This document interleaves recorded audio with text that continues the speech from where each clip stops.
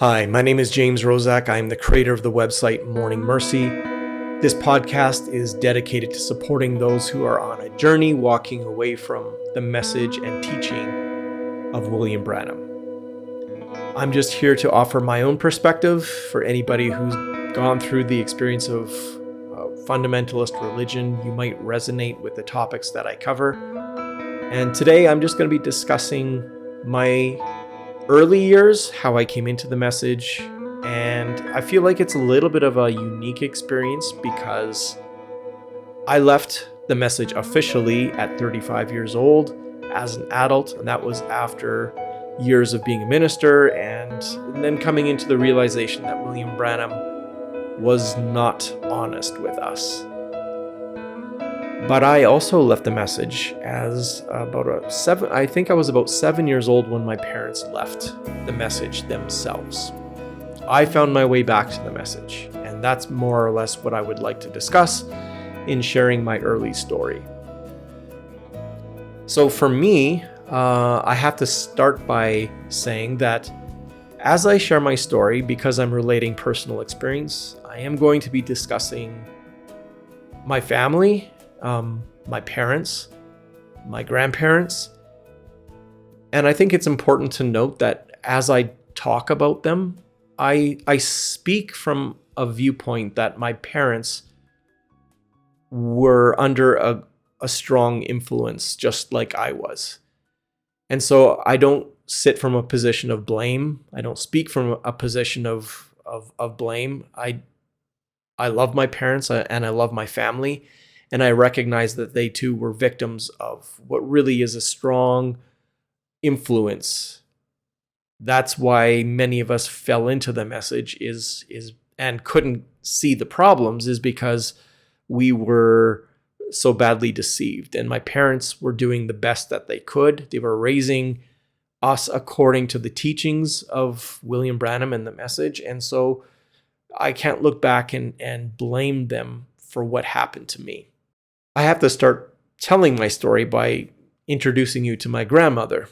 I would say my grandmother was probably the single biggest influence on me coming back into the message. She was a woman who was full of passion and zeal. She, from a young age and a young woman, she was very passionate about the gospel.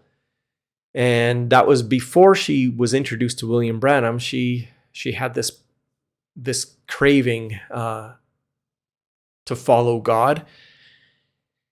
And she found the people around her didn't have the same quality of zeal. And she would often tell me about going to Bible school and sitting in services. And she could see that even the minister didn't have the passion that she had. And the people around her didn't have the passion that she had. She couldn't understand the complacency. And so from her view, she was looking for something more. And if you've ever heard William Branham speak, he speaks very critically about the church body as a whole. He criticized denominations and most other religions as being lukewarm and cold. And so when she began hearing his voice, which comes with an intensity, and he speaks with a certain degree of passion that would resonate with somebody who's maybe a little disenchanted with the way that what we would call mainstream Christianity was. She was looking for something more, and she found that in William Branham. So her coming into the message, it wasn't just her, it was also her family. And as they became exposed, her mother, her siblings, and so by virtue of that, from my view, it was, uncles, great uncles, cousins, second cousins, all of that, that part of my family on my mother's side, they were all coming into the message and being very influenced. And this was, in the 1960s and 1970s. My father was not raised in the message or anything like it. There was a bit of a rough family life for my father. There was alcoholism in the home. And so it made for a difficult family life. My grandmother, my Baba, was a very strong woman. And, my dad saw a lot of life in his early years. So he came from a very different place than my mother, who was raised in that environment of family that was becoming message believers. And there was no message church to attend at that time. But when there became a message church in Edmonton, it started by a group of young men and women who started finding the tapes and recordings and sermons of William Branham. My dad's brother was friends with a man named Terry Sproul. And if you're familiar with that name in Canada and the Edmonton area especially, Terry Sproul was very charismatic. He had a zeal and desire to preach the gospel, and so he came into contact with William Branham's teachings. And so by virtue of his friendship with my uncle, my father kind of came into that circle, and he became very interested in the message too. And so this little group in Edmonton, which included my mother's family, my father and his brother, and then their little family that was forming, they started to begin having house meetings. They began spreading the tracts and message as best they could. They didn't have a lot of material, of course, at that time. And a man named Harold Hildebrandt came into that circle as well. So Terry Sproul and Harold Hildebrandt became the leaders of the little group here in Edmonton. I know there were some other fringe groups that were beginning to form as well. But that early church started gathering in my Baba's home. They had house meetings. When they filled up the house, they began renting office space and looking for a church building. They ended up finding a church, building a church. And it was around that time that there was a church split. And it was very discouraging to my father, especially, who, according to the message, there wasn't supposed to be division in the brotherhood. Denominating was wrong, and that felt like a step towards denominating, division between churches and brothers and sisters. And so my dad became very disenchanted or very frustrated with how things went. In the morning, he would attend our family, my brother and myself, my mother and my father would attend Terry Sproul's church, and then in the evening we would attend Harold Hildebrandt's church. And between going to the two different groups and hearing what was being said about the other two groups, I think that really made my dad say, forget this. Like, he could recognize that there was a problem. And so from that point, I remember waking up on a Sunday morning and hearing that we weren't going to church. And that was very unusual for a 7-year-old boy like I was at that time. I was so used to that routine of church. Everything about our life surrounded going to church. It was a very passionate time in the message too. Because the church was so young in Edmonton, there was a lot of zeal and passion and prayer meetings. I remember going to services, looking up at my dad, seeing tears stream down his face. There was just a lot of excitement around this blossoming group that was forming in Edmonton. But our leaving, of course, left a big hole and a lot of confusion because I had been raised under the influence of the message to that point. Being passionate like we were, we didn't watch TV, we didn't watch movies, we didn't know anything other than the rules, and very legalistic at that. Very strict. I just remember being very afraid. And that kind of characterized my childhood. Just being very afraid that I was going to do something that would result in getting in trouble. So I was very conscientious. And I know my personality, I really believe this, is that certain children being raised in the message, and this could go for anybody, some people are more compliant to authority. I certainly was. It was my nature to be a peacemaker. And as a child, to be a peacemaker, I can't negotiate. I don't have those skills. So to bring peace would be to be compliant, to be obedient. And, in my later years, that peacemaker quality allowed me to be diplomatic and a negotiator and to be able to navigate complicated situations. But as a child, I just laid down and obeyed. And I was very fearful of authority and making sure that I was pleasing the people in authority around me. And that included teachers, my parents, my grandparents. In the church, it would be a pastor figure.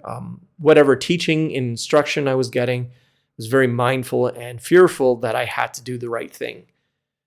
That characterized my time after leaving the message as well.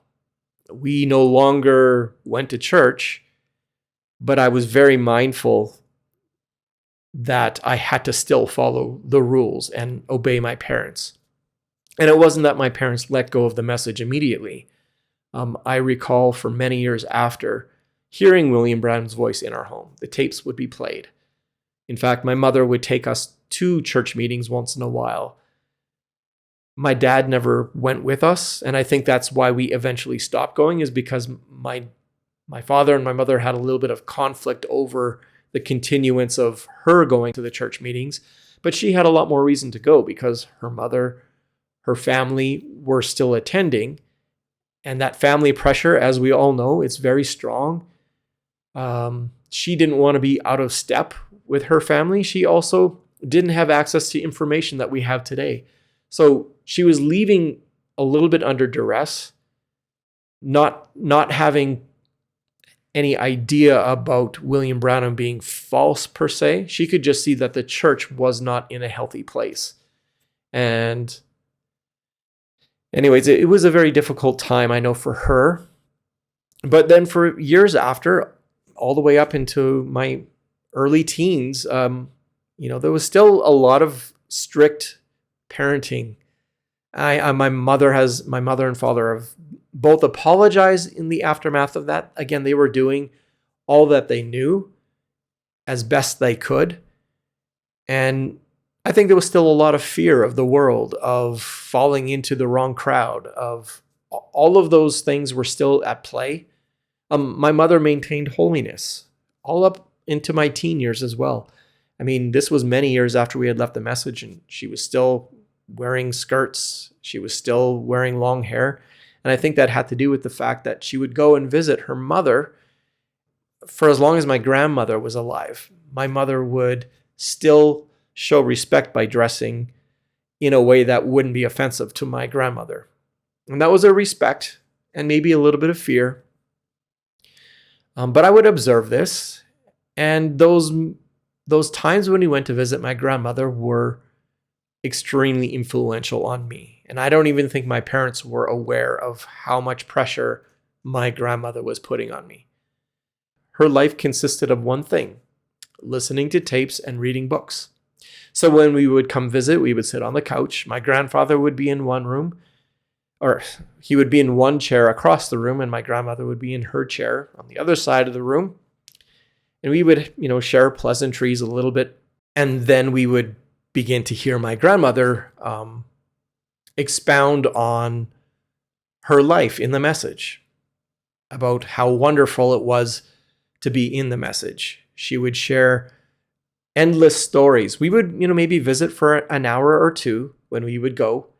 And most of that time that we would go would consist of hearing Grandma talk about her experience as a young woman and finding nobody out there who had zeal and passion for the Lord. And so she came in contact with the message, and then her life transformed, and how wonderful it was to be under that influence and her life changing. And then she would talk about the letters that she would write to William Branham, and William Branham would respond, and she would have dreams, and she would send the dreams in letter form to William Branham, and William Branham would write back. And she had copies of those letters, which she gave us. She would talk about the dreams that she had. Dreams that she had when she was young, and dreams that she presently had, and we had no interpretation for the dreams, but they mostly consisted of, the time being late, the urgency being there, us needing to, make sure that we have our hearts right. She would also talk about the time that she met William Branham in a prayer line, and she was on the tapes, in a prayer meeting or in a prayer line. So she had a lot of stories of that. That's all I knew of my grandmother. Her listening to tapes talking about the message.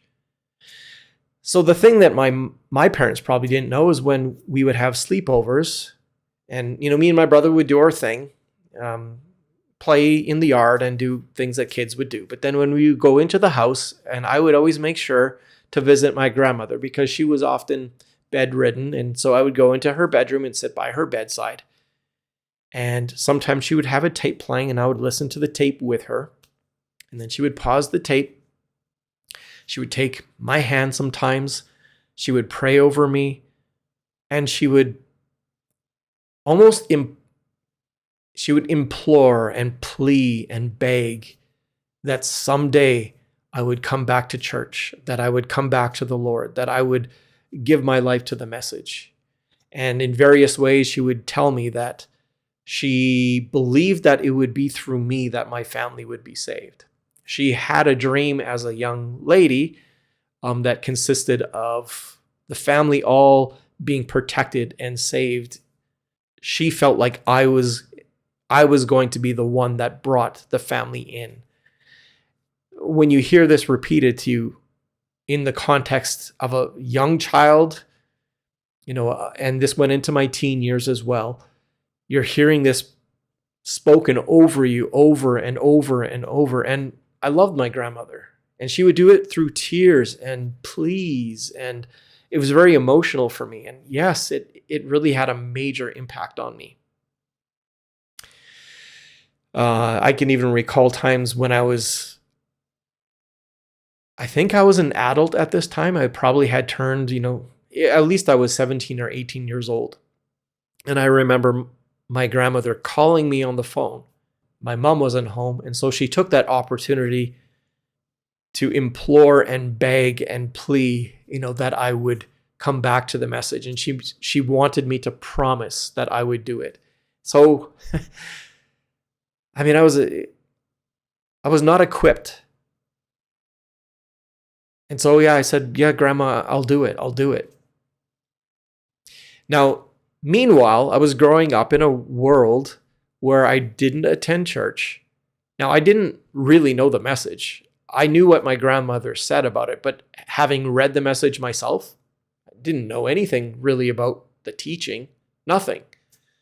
As a child, I never listened. I didn't have any understanding of doctrine or anything like that.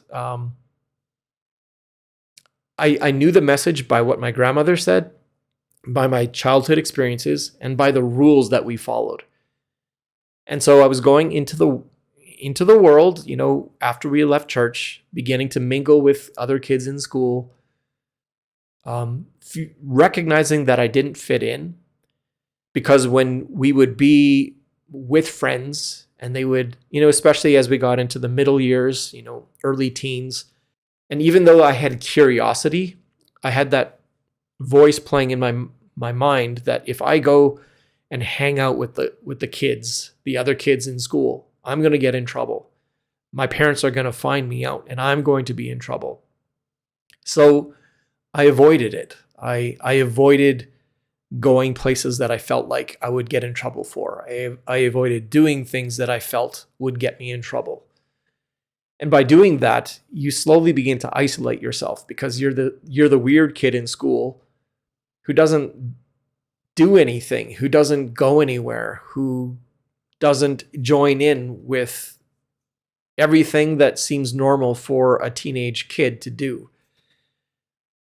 So that's my experience of growing up, was very lonely. I felt very isolated, very lonely, and thereby, it's not healthy for someone who's, growing up and wanting to have friends to not have any friends, and it leads to depression. And I was certainly very depressed.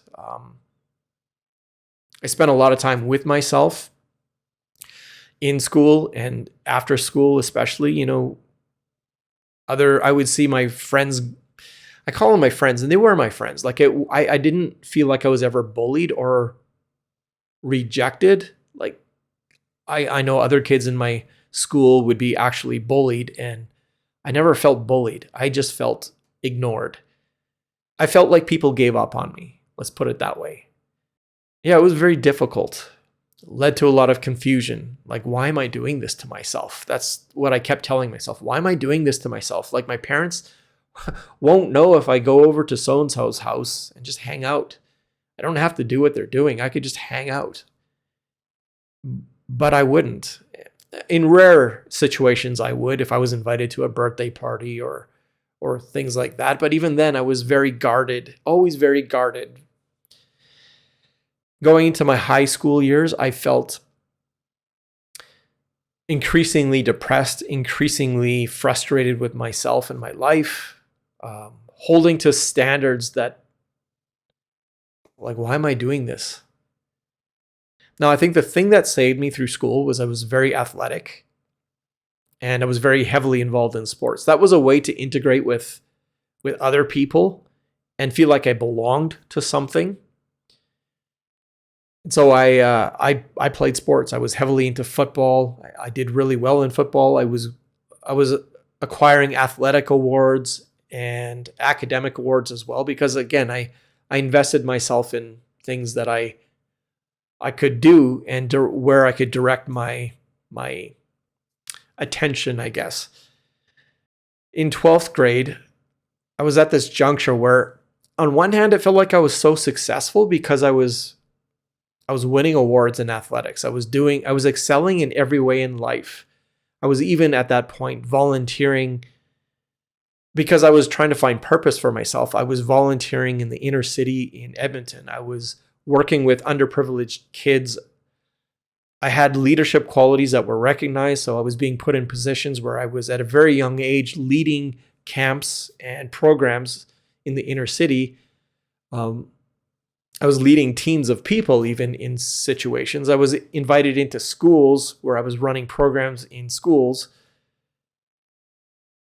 It felt like I was on this trajectory to being successful as a human in every way, except I harbored this inner dialogue where I felt like I was a prisoner. I was just trapped in this mode of behavior that tied to my childhood and into this system of rules that I was following that no one was even aware of. I couldn't even explain it to myself, let alone explain it to somebody else. And I kind of got to a juncture in grade 12 where I was like, I don't know why I'm doing this. Maybe I need to try to fit in more. And so I began actually changing my style of dress. I started attending some parties a little bit more. And I ended up finding my very first girlfriend and allowing myself to have a relationship. But none of that was making me feel good inside. I was still very depressed. And I actually ended up approaching my mother and telling her, like, I remember the day I told her I was feeling depressed. My mom knew me from the outside because I never opened up my inside. So she thought I was thriving and doing well and had all kinds of friends. And I went to her and I told her, like, I'm lonely, I'm depressed, I would spend my evenings often curled up in the fetal position in my bed, listening to music. I had the lights off. I would just lay in the dark. And yeah, often I would cry to myself.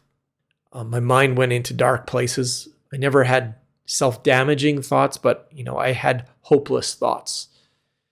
Even though everything seemed good, yeah, I certainly wasn't. And so when I approached my mom expressing my depression, she came back to me and she asked the question, like, do you feel like you're missing something spiritual inside? And I had to tell her, yeah, I think I am. But my mom saying that to me kind of planted a little seed in my mind that, yeah, maybe I'm missing this thing called God, and I needed that in my life. Maybe my grandmother was right. Then I had another experience a short time later where a girl who I knew in high school, she belonged to a church. I didn't actually know that she was a Christian, but she told me she was a Christian, and she invited me to go to church with her. And that felt very exciting to me because going to church seemed like the answer I was maybe looking for. So I went home to my mom and I told her, hey, I might be going to church tomorrow morning with this friend from school. And that was when my mom approached me and said, "Are you sure?"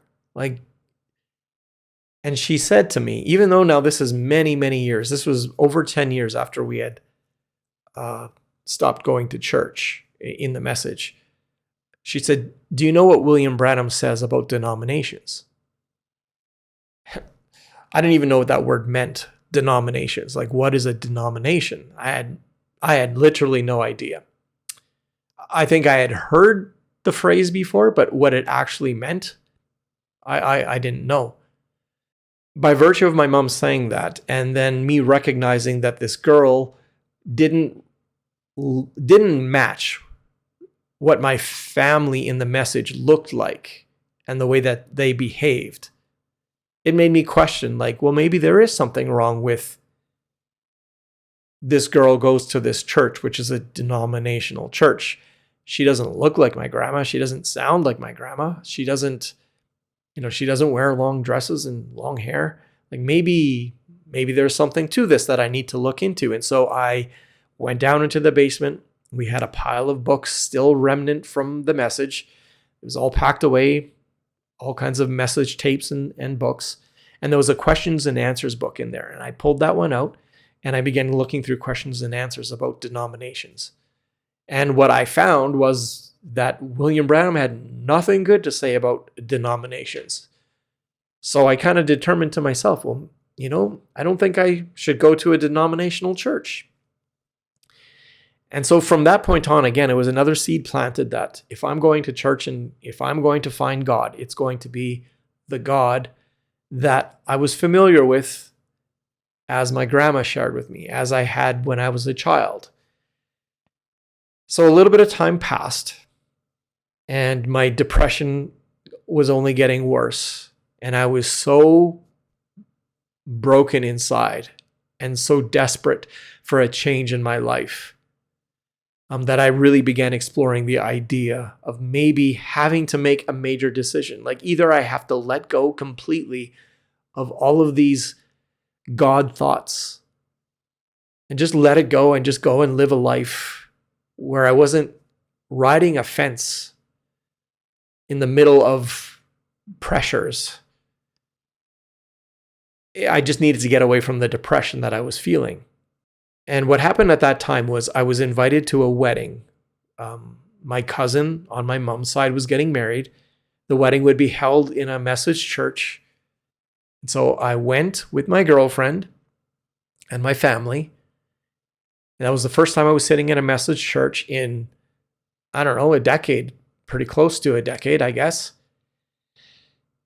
And I watched the way that my cousin and the boy she was marrying, who was the son of the pastor of the message church.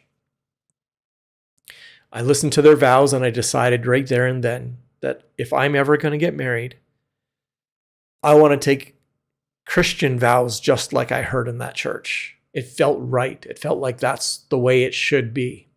So I relayed that to my girlfriend. And of course, we had a horrible conversation because she was not a Christian and not particularly interested in pursuing God in any way. It wasn't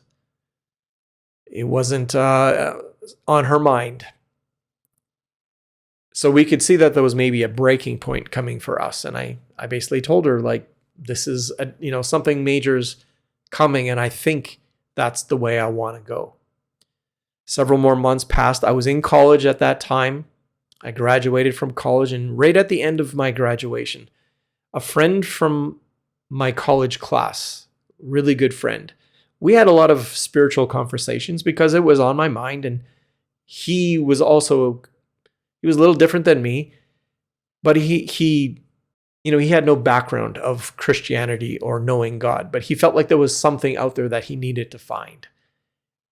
And so he asked me, he said, you told me about going to church when you were a kid. He's like, why don't we go to church? Why don't we try going to church? But I had nowhere to go. I didn't know where to go. So I ended up calling my cousin, whom I went to that wedding for. And I asked if they would meet me at church and, I could sit with them in the church. And so me and my friend, we went to a message church on a Sunday morning in 1998.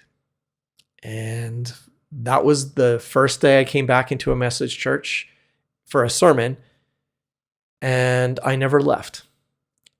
From that point on, I decided this is what I want to do. This is the life that I want to live. It felt right. It felt like I could begin to make sense of my life that I've had, of this rule following that I was doing, and my life would begin to fall back into place. It felt like this is it. This is where I need to be.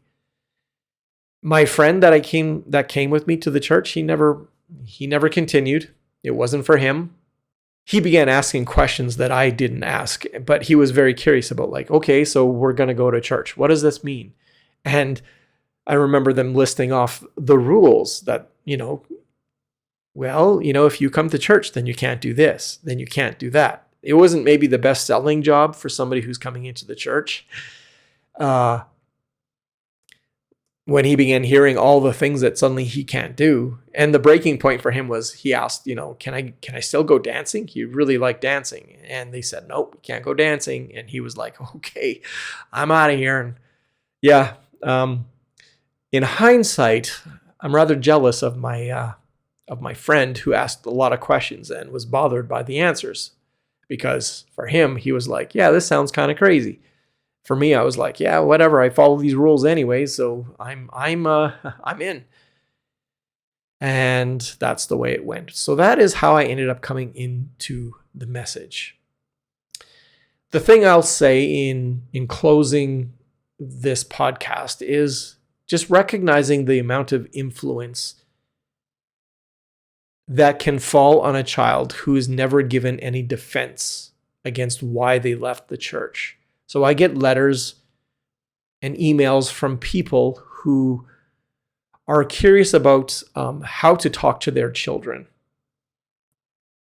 I had that same question and concern when we left the message, because we had kids who were very young at the time. I certainly knew, though, that I was not going to leave my children with a void of understanding. From my childhood, my parents, to my recollection, didn't have a single conversation, not a single one, with us about why we left the church, about what was happening, about decisions that were being made that were impacting us. Now, I know we were kids at the time, but we were also kids who were losing all our friends. Like overnight, we lost all our friends from church. We never got an explanation why. Like, why did we no longer get to see our friends from church? That was our life as well. So certainly we were confused and unsure about what was happening to us as well. We also had no conversations about what was expected of us moving forward. There was just a void of communication. So of course, I was left with fears and pressures and feeling like there was expectations on me to live according to how we were raised as children. That was very much imprinted on me. And the change that began to transpire over the years, there was no discussion about that, about what change could look like. And again, I don't know what tools my parents had at that time. They didn't have tools. They didn't know how to talk about it for certain. That void of communication left me completely defenseless. So this is what I would say to anybody who has children in the course of leaving the message is include them. You don't have to give them all the details, because some of it is going to be more emotional, more complicated than they're going to be able to really understand. But you don't have to leave them completely without any understanding of why they can't see their friends, of why we're not going to church, about at least what's going to be happening over the next while. So there's some preparation and understanding about the changes that are happening to not only us, but to our entire family. Communication is vital.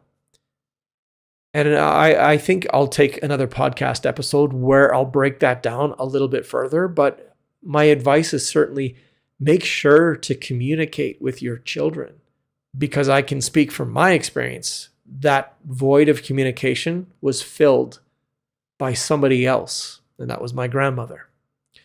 And she worked really hard to feed me information and to influence me with her thoughts about what I should be doing and thinking. And I think without question, she was the main reason why I ended up coming back into the message. I was just completely defenseless, and I was heavily influenced, and it played into my fears, and eventually I gave in.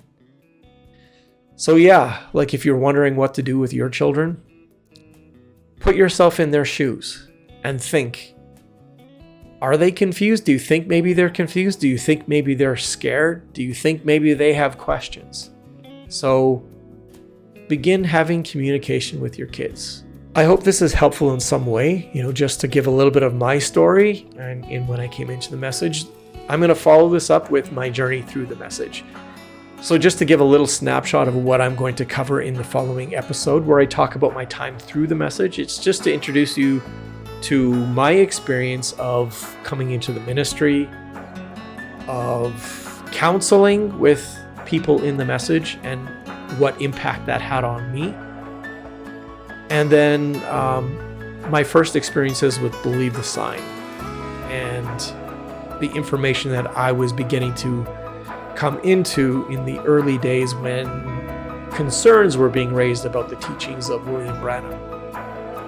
I was there at ground level for a lot of the very first things that were being discussed on the internet. So I'll share you my role in that and how it impacted me, and then what happened in my church to where I decided I had to get out. So that's coming. Thank you for listening. I hope this was interesting in some way and maybe a little bit helpful. And we will see you hopefully in the next episodes of Morning Mercy. Thank you. Take care.